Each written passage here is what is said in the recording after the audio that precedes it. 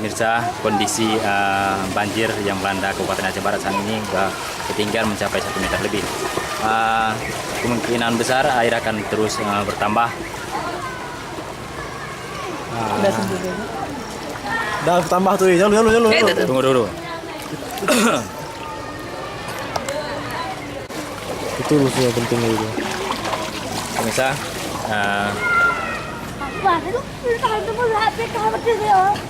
banjir yang melanda Kabupaten Aceh Barat sampai saat ini sudah ketinggian mencapai 1 meter lebih. Kemungkinan besar air akan bertambah.